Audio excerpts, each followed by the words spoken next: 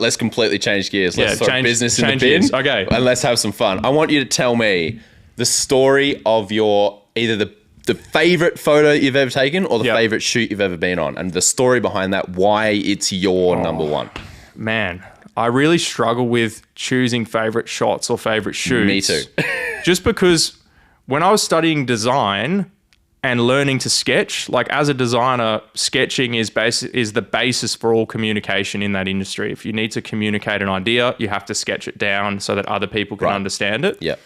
And I was taught in first year to basically never get attached to a sketch. You should be able to, no matter how good it is, no matter how proud you are, scrunch it up and throw it in the bin. Okay. And they made us do that in drawing class. So I remember hand rendering this amazing like product, blah, blah, blah. And then the teacher was like, scrunch it up, throw it in the bin, rip it up. And I was like, no, like I love this. But what she was getting at was the sketch on the piece of paper isn't the special thing, it's you. Yeah. So whenever people ask me about, what's your favorite photo? I'm never attached to photos because it's like, it's just a sketch. Like I should be able to scrunch up a photo and throw it out. I should be able to delete photos, chuck them in the bin. So I always say my favorite photo is the one that I shoot next. That's a wild mindset. Yeah, every time. So my favorite photo is the next one that I take. Full on. Yeah. But favorite shoot. I don't know. I've done 250 in 2 years. Yeah, it's wild. Yeah. So, all right, what do you think about it? I'll tell the story then. Yeah, please. So let's go. Favorite shoot is, and I reckon we'll put some photos up into the podcast here. Yeah. So my favorite shoot is on a 3-day trip that me and Dad did in the Lotus. Nice. And it carries so much meaning because it was from that. And it was that thing that me and Dad did that it was a trip that we'd wanted to do with that car since we bought it together. Yeah. And it was, the culmination of the sacrifice to own the car and the relationship between me and him and all of that into one. And so we did a 3-day trip, 10 hours a day in that car. You know what that car is like. I know, far out. That's hectic, 10 hours a day. Yeah. And we basically went from Melbourne up through Hotham. Yeah. And followed the Alpine region, very nice. Yep, and followed the mountain range all the way up New South Wales to Bega, which is near Cooma, for those who might know maps. Yeah. Where we have relatives, and then back again. So it was sort of, three 10-hour days to do that trip. Crazy. And coming into Bega, there was, it's like flowing mountain ranges, a bit like Yarra Valley sort of thing. Wow. And it just happened to be the perfect time of the day with that nice golden sunset, doing that thing that it does on hilltops and edges of trees and leaves, where it's just golden perfect. And it was just this straight bit of road with a hill on one side that I could climb up and this perfect little lay-by for the car to sit. And so I'll put the photo up now. I wish I had it here so I could just go, here, have a look at this. Text it to me after this, Yeah, I will. So it's this gorgeous shot, and the car's only really, really small in the center of the image, and it's just it's a landscape with a car in it, is what it is. And it's a culmination of that trip. And that's, it's special to me because it holds all those memories. It is also an amazing photo to look at. I'd really like to blow it up, like wall size. Absolutely. You should do it. But that is the best thing about photography. And I think I had someone ask me the other day, with AI and with photography getting even easier and more accessible and people, enhancing it and this and that, is it going to go away? And I was like, never. Because that right there, exactly what you just said, a photo at its core is just a moment frozen in time. And that will never go away, and that will never not be valuable. Yeah. So for everyone out there thinking, maybe now's the worst time to go into photography. No, it's never been better because it's so accessible. There's so many fantastic cameras and things out there to get started, and there's always value in being able to just freeze a moment in time, whether it's for a business purpose, a personal purpose. There's always ways that we're going to make money. Like, think about how long photography's been around. Yeah. Like, what was it, 1850s, 18-somethings that the first camera was invented? We're still going strong. Yeah. It's not going anywhere. Yeah. We're good. We've got jobs forever. Do you have any shoots like that that hold really special memory, valuable moments for you? There's always the ones that are, involve an experience with a car. Like, that's always the special stuff. So off the top of my head, it's everything I did around the Giulia Quadrifoglio content for Alfa Romeo Australia. That, to be honest, that content carried a element of special. I don't know what it was about it, but how excited you were about that car came through in the specialness. Well, it was 7 years in the making, basically. Ever since that car came out, my soul has been bonded with it. Like, I just love it. I love Alfa Romeo since I was a kid watching Top Gear. And yeah, they reached out. They gave me this car. It was my first time working with a brand properly. Yep.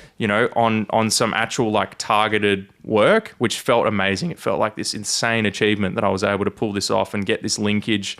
And they also had the trust and faith in me to do it. And they'd seen the skill set that I'd built up and the consistency that I'd shown and wanted to work with me, which was just insane. Awesome. And then the fact that I picked the car up, I was originally supposed to have it for like 3 weeks. They ended up just extending it and then extending it again, and I had it for 5 weeks. That's awesome. And I took it up Lake Mountain Road and shot all the YouTube content, all the image galleries, and all the kind of short form content with the car. And I've never experienced such a gain in skill level in such a short period of time.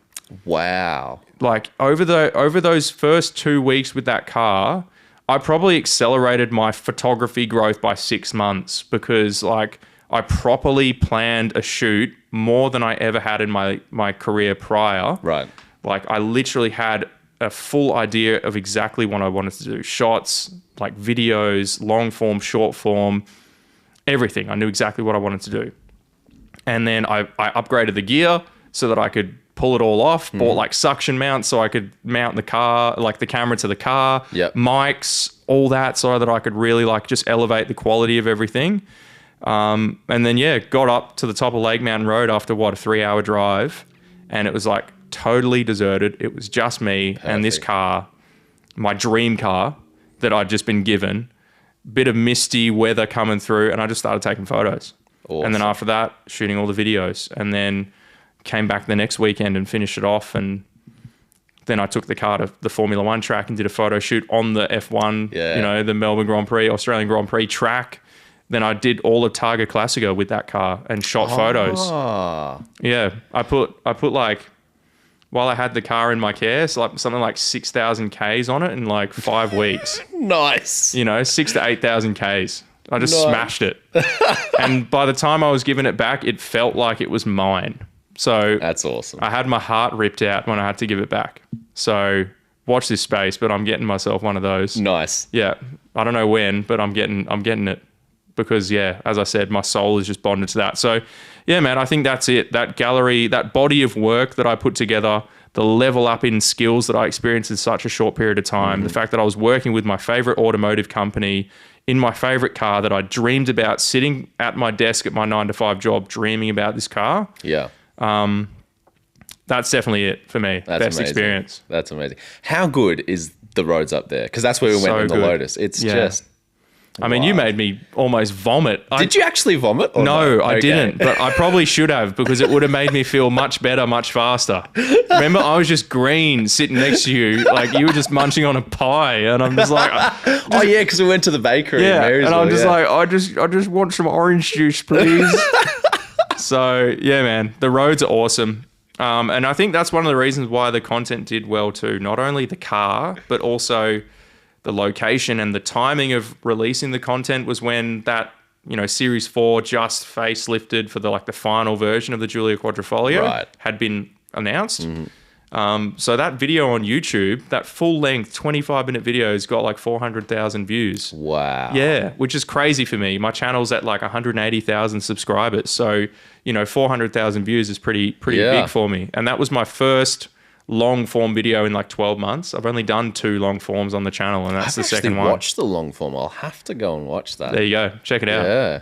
There you go. So that's where I basically, I don't know if you know who Cars with Luke is. I've seen the channel. I haven't really watched much. I've watched every single one of his videos. Right. And I feel like him and we have the same taste in cars, because he's currently dailying a Giulia Quadrifoglio and has a 991.2 GT3 RS. Okay. And I really want to get a Giulia Quadrifoglio and then get a GT4 of some description. Yeah. So Alfa and Porsche. Nice. But yeah, man, prior to shooting that content, I was like just basically dissecting his videos, going, how does he do this? How does he make these videos?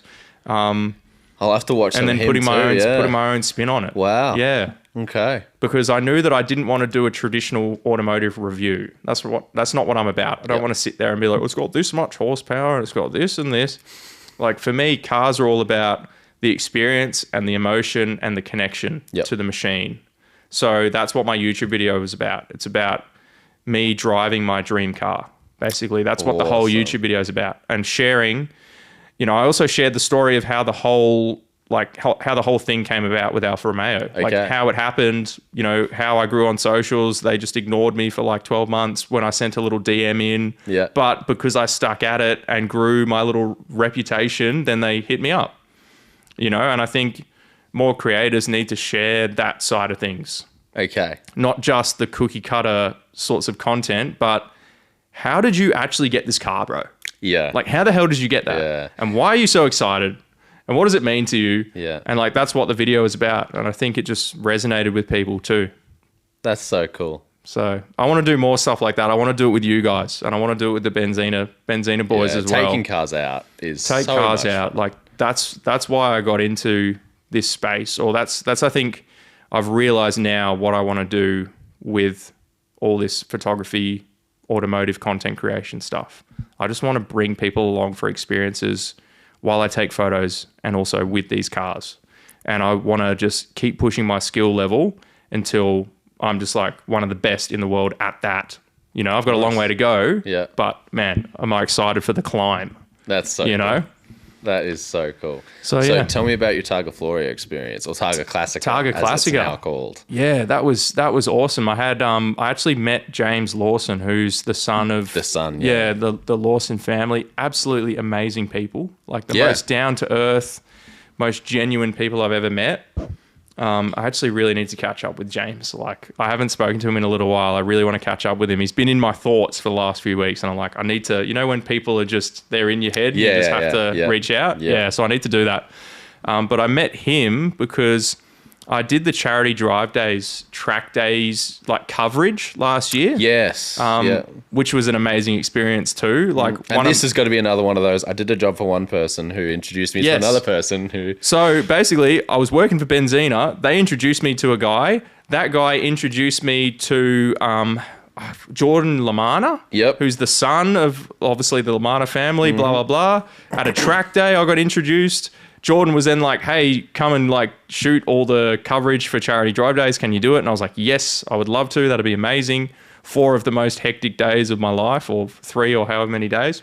I think I shot 10,000 photos in 3 days. Yeah, nice. Big learning experience. But then I met James Lawson at that event because he was at a table. We immediately hit it off. He's like a bit younger than me, still at uni, just hustling, doing his thing. But has now obviously taken a lot more of ownership over the social media side of Targa Classica. Yeah. And that's where he thought I could help and add value. And I was like more than happy to jump at that chance to be able to grow the footprint of Targa Classica through my involvement.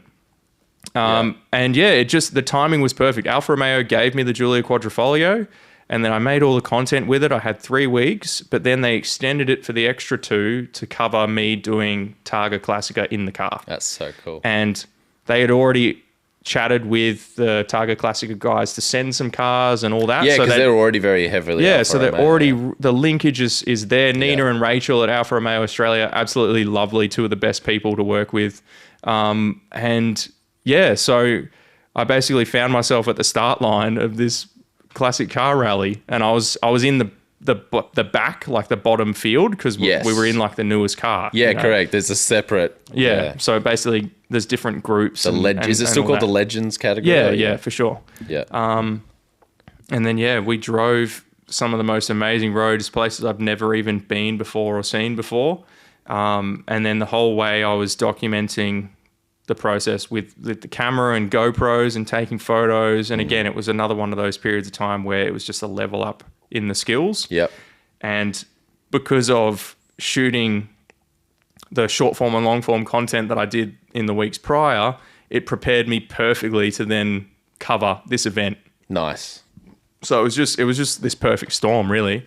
And man, the experience in that Giulio Quadrifoglio was amazing. So like good. That green, the green color, it had the carbon ceramics, the carbon fiber bucket seats, the carbon roof. And man, it sounds the bomb. It just like, it goes like a freaking hammer. Like it just punches you every gear shift, just punches you. And then it finds even more speed. Yeah. It's so, have you driven one before? Not a Giulio Quadrifoglio, no. It's so wild. So you can tell, even in race mode, it doesn't seem to give you everything in first gear. But then, as soon as you hit that paddle and you shift into second, it's like you just get punched in the face and it's like bang, and it just finds this gear out of nowhere, and it's like a rocket, and then it just propels you so quick. So good. And boy, did I realize very quickly on day 2 that no one goes a speed limit on these rallies. No. And I didn't realize. I was like, oh yeah, I'll just poodle along at 100 Ks an hour. Nope. People were honking at me. People were overtaking me. People were going like, what are you doing, mate? Yeah. So I very quickly learned you got to be willing to sit at some pretty high speeds. Safety in numbers in an event like that. Yeah. They're very unlikely to get everyone. So you just sort of hope that if you're in the middle, you're going to be safe. For sure. So that was wild. And that poor car, like driving. That they're listening. No, but they've... Nina and Rachel, I already had to submit some paperwork, do an insurance claim on the car and all that, because there were some rock chips and a bit of damage that had happened from that. Really minor stuff, but the car was brand spanking new. It's the press car for Alfa Romeo Australia. Yeah. And I think I was the second person to use it. Wow. On the list. And I've smashed 6,000 Ks on it and like taken it on this rally, did 1,000 Ks in 4 days or whatever. That's awesome. But they were just so happy-go-lucky and willing to just be like, yeah, sure, no worries, just take it, just go for it. That's so good. So we actually fully cross over there, because in 2022, I ran the social media for the rally. Nice. Yeah, that's so sick. we've both done the same job. I wouldn't say I ran the socials. It was definitely James's show. And then he had one of my mates, Jackson, Muzz Media. Shout out to him. Go and hire him if you need photo and video work. Plug. But he's just one of the best out there. He works with Valtteri Bottas, Formula One, all that sort of stuff. Like when Valtteri's in town, Jackson's his dude. Like he just calls him up and goes, right. So those hilarious videos of the mullet and all that, so that's him? It's Jackson. Wow. Yeah.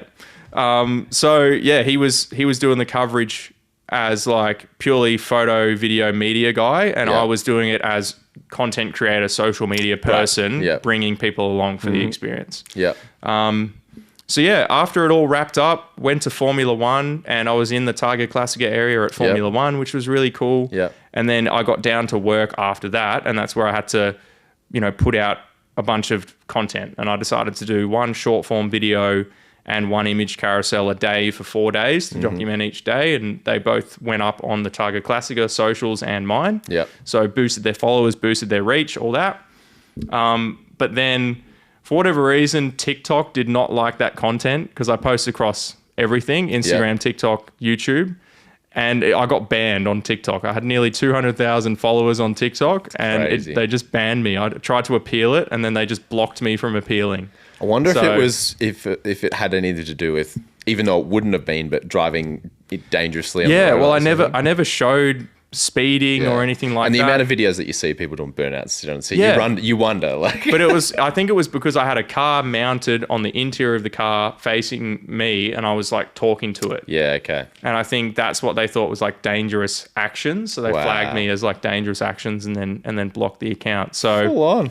Yeah. So I can say that it was awesome to be able to put all that content together, but it then resulted in me like grenading my own TikTok, which is my own fault, Who could have known though? Yeah. And something like my schedule's been insanely packed, but I still need to come good on some long form YouTube videos of the rally. So I wanted to put out one video per day on YouTube. But the amount of footage I shot, the amount that I shot I was shooting on 3 cameras, like across 3 cameras for the whole event. Yeah. 2 GoPros and then my A6700 mounted inside the car. Going through all that footage and trying to piece something together, it's something that I just been very intimidated to sit down and do. It's a lot of hours, isn't it? Yeah. Like full credit to Mike and all those guys that can pump out, his partner Faye as well. She's just pumping out the YouTube content. Completely different beast.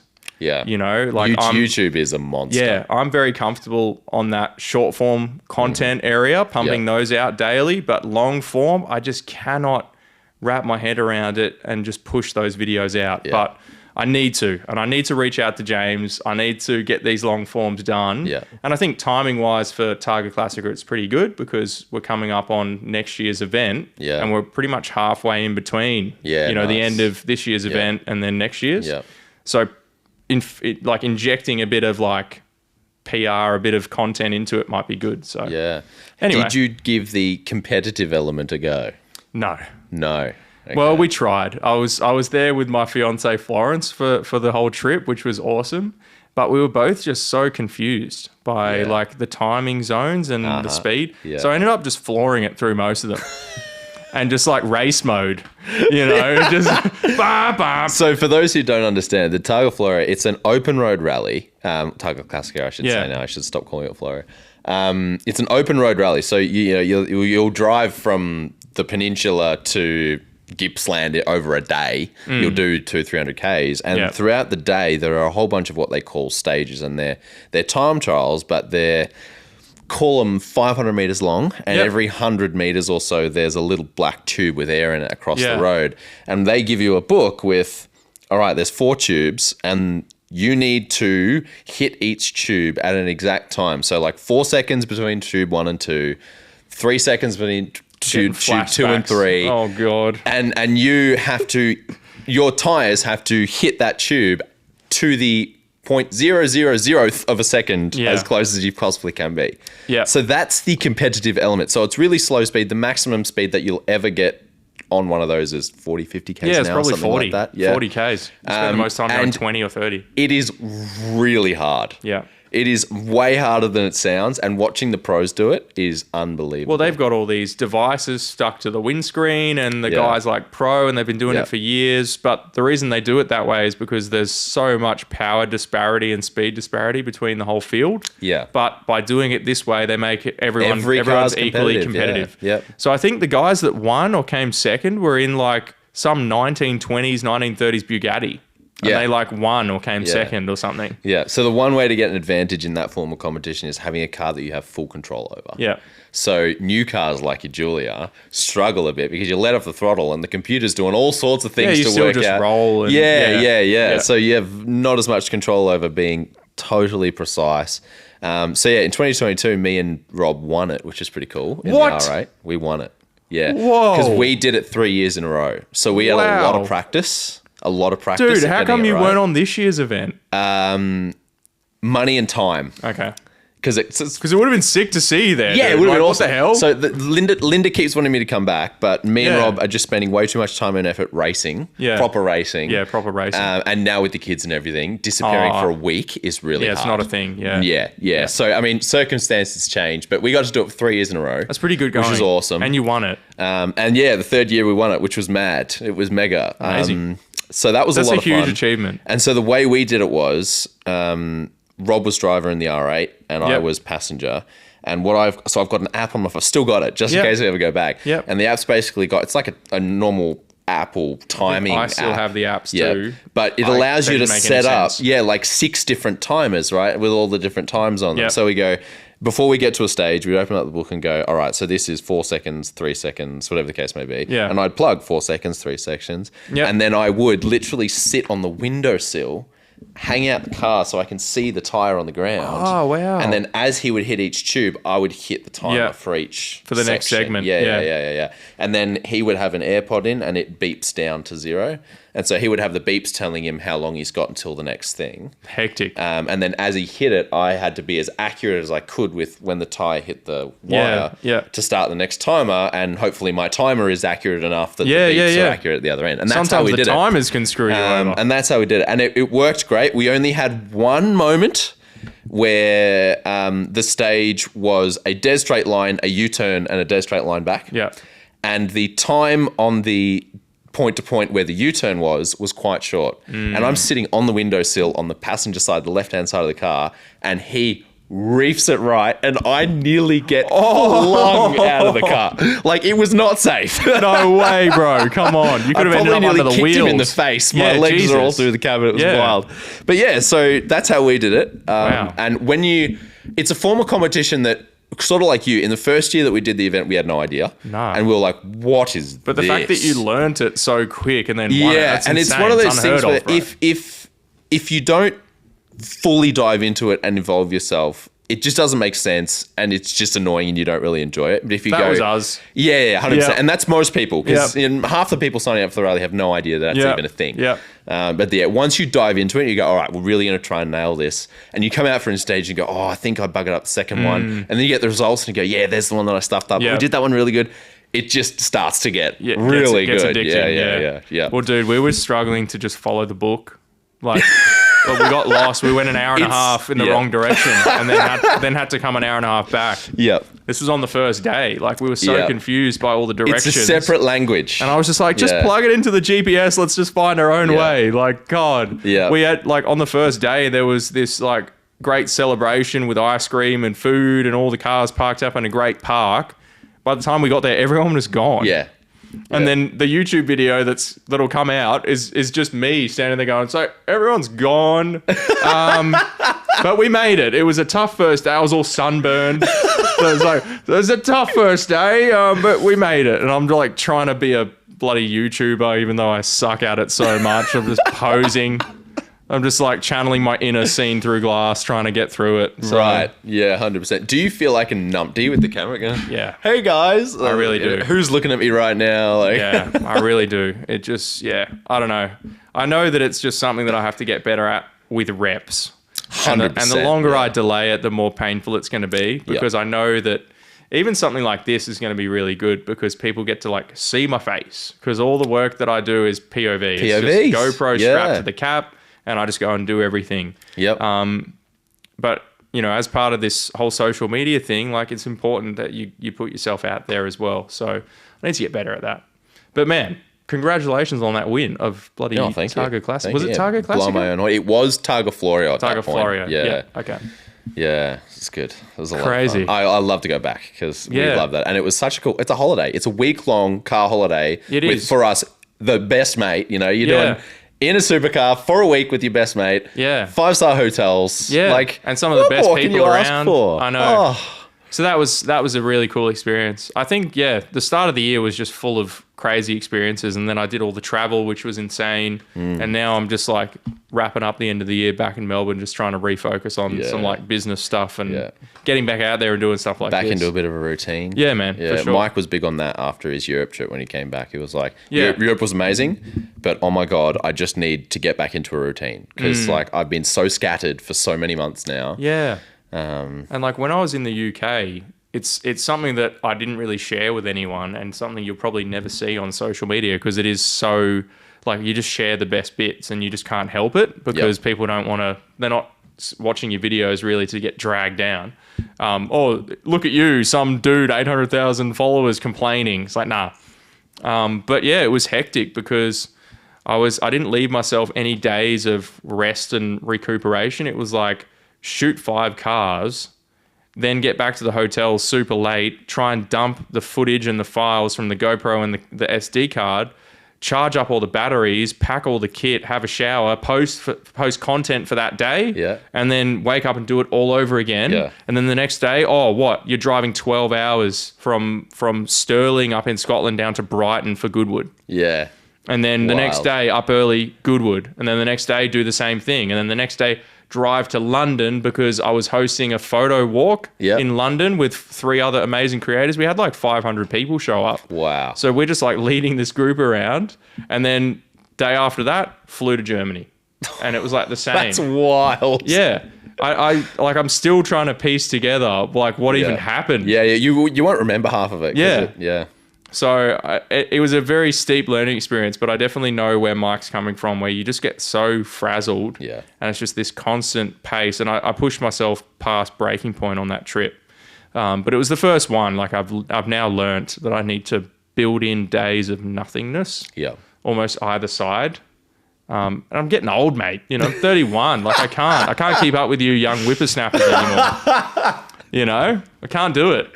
My God. All right. Well, let's talk gear. Yeah. Do you want to turn your camera back on? Get some more clips. No, I'm happy to roll with this gear. Cool. Awesome. Yeah. All right. So I am religiously Canon. Yep. At the moment. Yep. Potentially going to change that. But every video I watch of yours, you're using something different. Yeah. So what's the go? So the reason I like to use a whole heap of different stuff is because I like to break through these little excuses that people have about why they can't do what we do. Oh, I don't have enough money. Oh, my camera sucks. Oh, this and that. And I basically, every time someone watches one of my videos, I want them to just have a bit of a light shone on them going, no, mate, that's a rubbish excuse. Yeah. Like, just pick up your camera and go shoot some photos and have fun. Yep. And just make it work. So yeah, I'm shooting on Sonys, I'm shooting on Canons, I've got an old Olympus film camera that I like shooting on, and I've got some content coming with that soon. I'm still yet to dive into some old Nikon bodies or some Nikon bodies in general. But I just love to suss it out. Like the Nikon D7200 or something like that. I've done some research into that camera. It's a ripping camera, tilty, flippy screen and like good megapixels, great lens options. And the reason why I'm constantly using different bodies is just because I want to show people what you can do at varying different budgets, different price points, the importance of, you know, dating the body and marrying the lens, like, you know, that whole phrase of like lenses are more important than the body. Yep. Obviously, there are some features that a great lens can't get around, like low light performance and all of that sort of stuff. Yep. And burst modes for if you're doing motorsport photography or that sort of thing.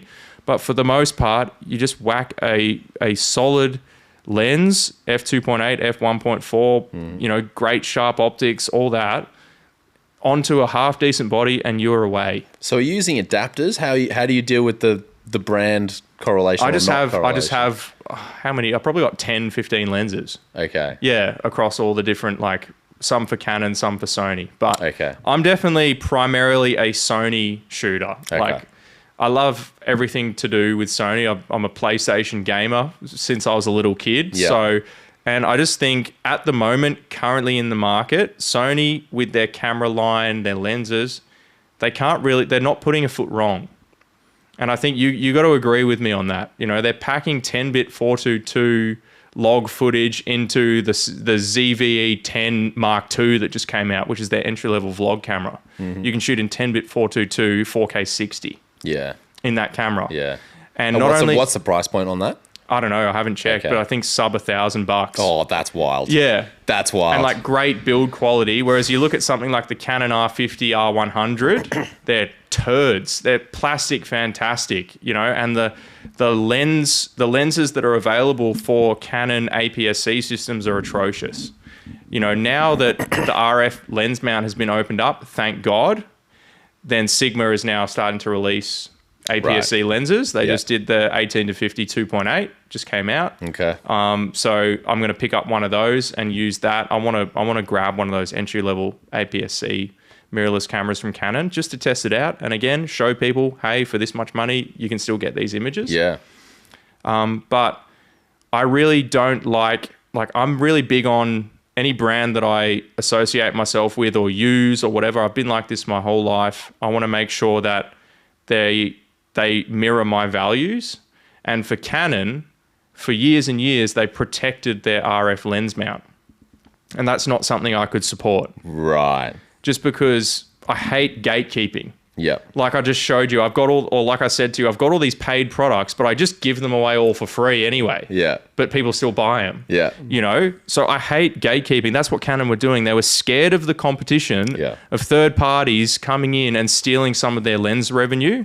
And then RF lenses are so unbelievably expensive. They're not affordable. Oh, yeah, ridiculous. If you're just starting out, they're not affordable. Aren't Sony, or were they, just as bad with lens prices? Dude, literally compare, even Sony's G Master range is still cheaper than all of Canon RF lenses. Wow. For sure. Okay. You know, like a 50mm 1.2, 1.4 is $5,000. Or like an 85mm 1.4 from Canon RF, $5,000, $6,000. Wild. You know, whereas I can get like an APS-C 56mm lens from, you know, Sigma for my A6700. It's like $600, $700. Wicked. Done. Yeah. And the optical quality is fantastic. Full metal build quality. The focus ring is super smooth. So yeah, I hate companies like that. They're afraid of competition, and to be honest, Canon were just a bit late to the game in terms of mirrorless systems as well. They were, yeah. They held on too long to their DSLR supremacy, and that's the only reason why people still have Canon on the brain, is because their first camera was a Canon, and everyone they knew had a Canon DSLR. Yeah. So, that's the only camera company I know about, so I'm just going to buy Canon. Yeah. I don't know if that's the vibe that you've experienced, because you've been doing photography a lot longer than me. Definitely an element of that, but I think they have this heritage and this provenance as a brand. There's another big, and I guess it sort of ties into that, but there's another big reason I think Canon still is Canon, and it's the durability, professional-wise aspect. So 5Ds like mine and 1Ds and the new iterations of those, they are tanks. They are tanks. You can throw them at a wall and they'll still work. The DSLR era, like we don't have the data yet on whether these mirrorless cameras are going to stack up in the long term like those. For sure. We just don't know. For sure. Yep. And then Sony haven't been around long enough in the camera space to have that data with them. So once again, it's Canon relying on that history and that provenance of like killing it early on as a brand. But now, if I'm perfectly honest, and like it'll probably kill any brand partnerships with Canon, they're complacent. They've become very complacent with their range. Definitely seems like when I was keeping track of new camera releases, it definitely seemed like Canon's offerings were lagging behind Sony's. It is. And like every 6 months to 12 months, Sony just levels up again and again and again. I'm just like, they've kicked another goal. They've kicked another goal. Oh, look at this new lens. Look at this new camera body. Wow, look at how affordable that is. Because I'm all about beginners and bringing more people into the photography space. I'm not about superiority, or I'm a photographer. I've been doing it for 10 years. I'm better than you. This is my industry. Don't come in. Leave me alone. Yeah. Like I'm all about something called the abundance mindset, which means regardless of how much competition there is in an industry, there is always enough space for you to find a little niche and carve it out, a little slice of the pie. Because people that want to work with you will work with you. People that want to work with me will work with me. Yeah. They're not really comparing us. I mean, yes, they might at face value, but to be a great photographer, you just have to be a nice person. If you're a nice person, anyone will work with you. Your skill set is a given, and then what sets you apart is you. And that's what people are buying. Yeah. My mate Rod that I spoke about before, he taught me this thing, first year into the corporate world, people buy people. And it's the same in any industry, photography especially. So yeah, man, I don't like Canon's culture. All they do is cameras and the odd printer, and they still can't keep up with Sony, who do PlayStation, TVs, fridges, air conditioning units, cameras, lenses, in-car, like audio, speakers, headphones. Like, what are you guys doing? You can't keep up. Like, Sony's split across so many things. Canon just shit in the bed. Yeah.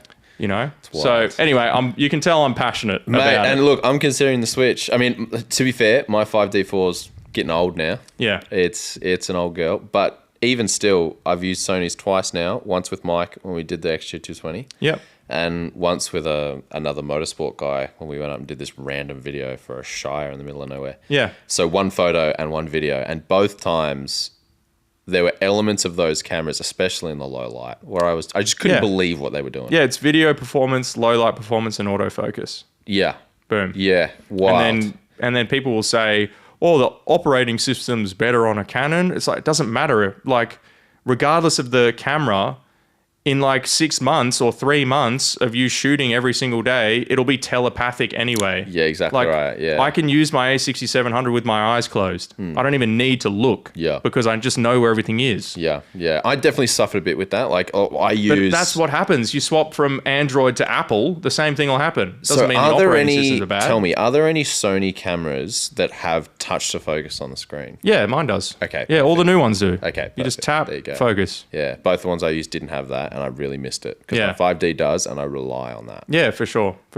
So, I don't know. But again, bringing it all back to how we started, doesn't matter what gear you use, ultimately. If you want to use Canon, use it. If you can afford the RFs, I mean, they're bloody good quality, to be honest. I just cannot pay those prices. Nah, who can? Because like I'd rather put that money into a car, you know, like saving up for a car.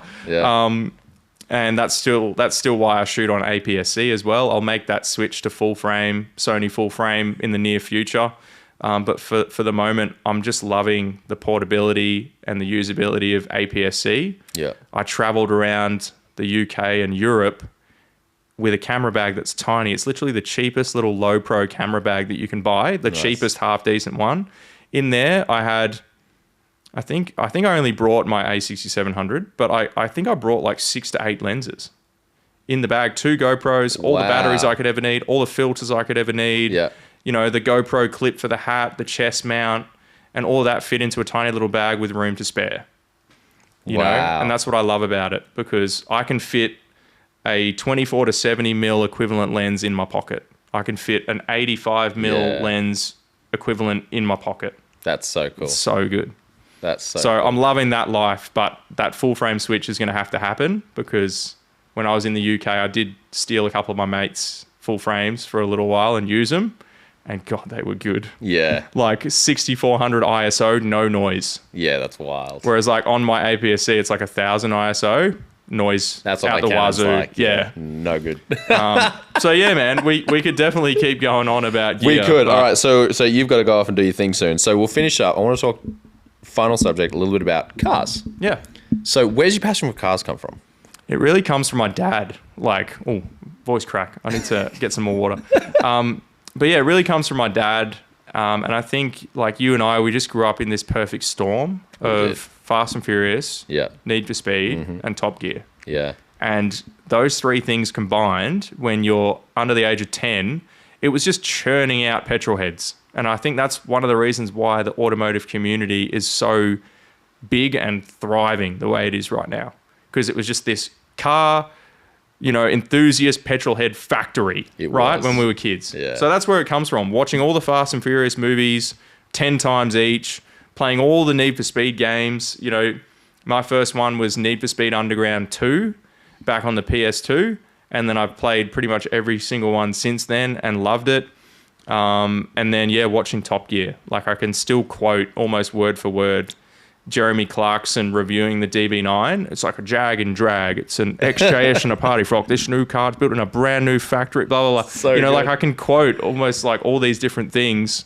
And growing up with all that is definitely where it comes from. That's awesome. What about you? Where does it come from? Mine comes... Similar or... No, yes, obviously I had all those same influences. Yeah. I spent so many relentless hours as a kid playing Test Drive Unlimited and, you know, Forza Horizon. Yeah, Forza. Oh my God, still play it. My favorite game. Yeah.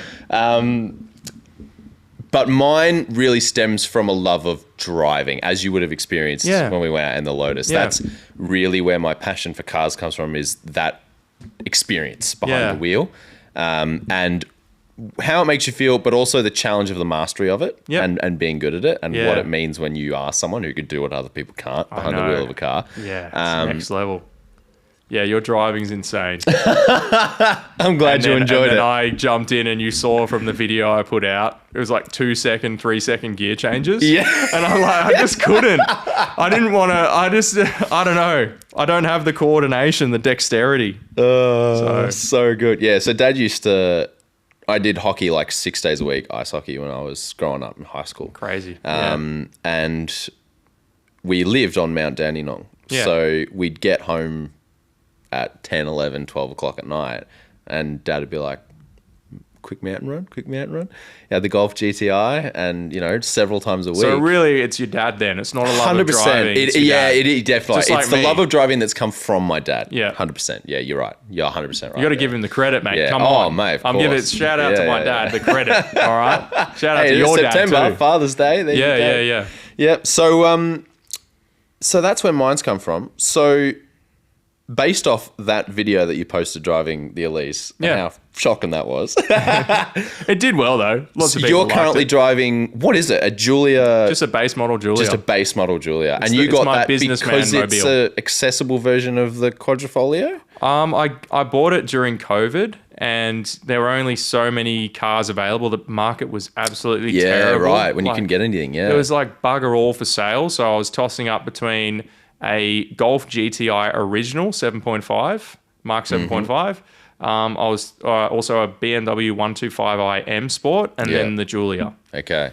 And for me, at that period in time, I think the GTI original, I was still on my P plates because I got my driver's license a bit later because I lived in Richmond for years and rode my bike to and from uni while I was studying. So I was still on my P plates. Golf GTI was too much power. So it was between that BMW and the Alpha. Okay. And that Alpha, like, it just spoke to me, you know, because my first car was a 159, Alfa Romeo 159. Nice. And I've just got it in the blood. I've got it on the brain. Yeah. And Clarkson would be proud. Yeah, well, that's where I got it from. When I was a kid. Okay. You're not a true petrol head unless you own an Alfa Romeo. So I made sure my first car was an Alfa. Nice. I had no idea my second car was going to be one, but I'm sure you've experienced this. Sometimes when you're buying a car, the universe just aligns and tells you that's the right one. And that's what I did with that Giulia. Okay. And then, it was just the businessman mobile. Like, part of it was, hey, I need a new car because the 159 is at death's door.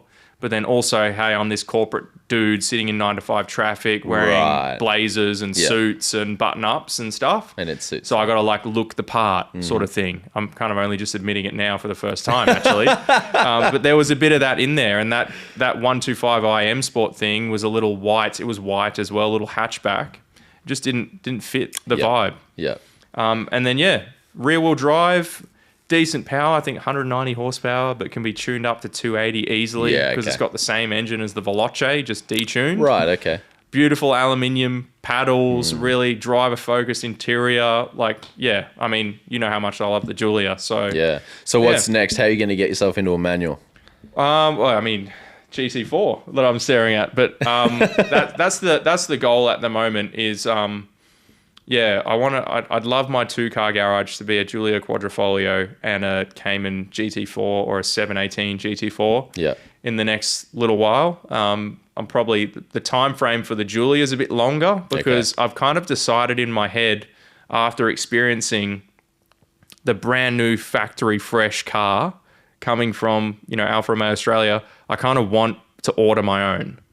So that's my ultimate goal at the moment, is to get a build slot, place an order, spec it up. Okay. Basically get that exact spec that I had. So carbon roof, carbon buckets, forged wheels and the green paint color, but no carbon ceramics because I just don't need it. I just don't need carbon ceramics. And they were a bit squeaky as well, as all carbon ceramics are. And then, the build time on that's 1 year, the wait time. So... I mean, it just depends if I can get myself a slot, what the deposit is, and then...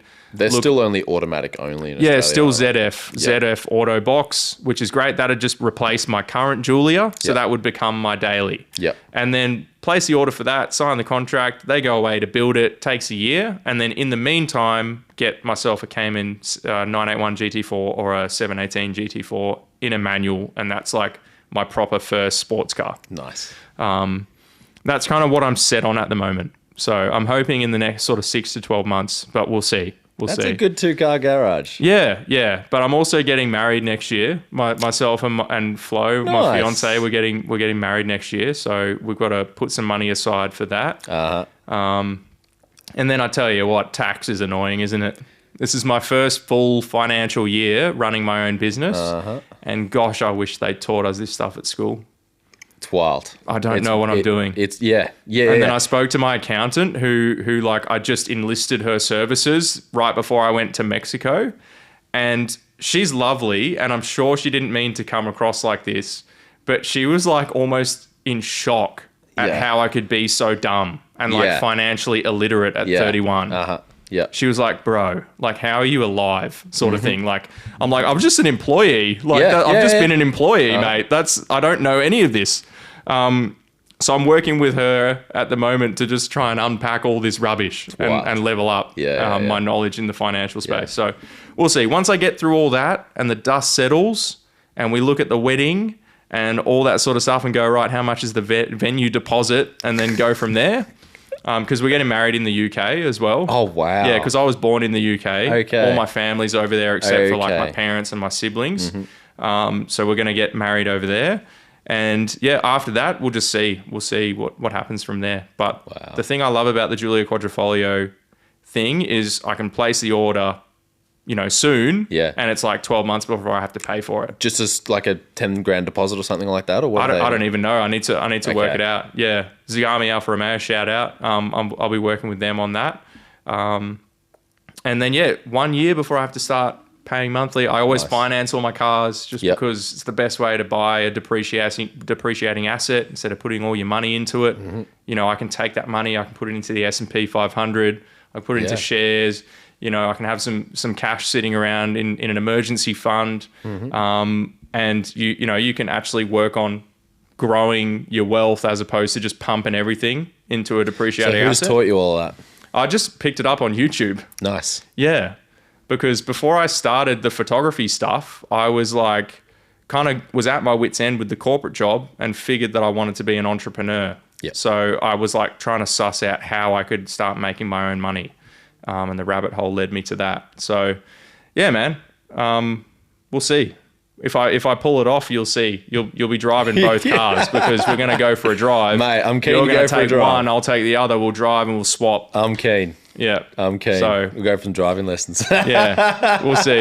I mean, in terms of timing wise, like I love the one that you guys have in stock at the moment, but I need to just sort out all my tax situation. Yeah. Because I spoke to Phil, the finance man, and it's just he was like, have you done your stuff for like 2023, 24 financial year? And I'm like, nope. And he's like, all right, you need to do that, please, because we need to see all the business stuff.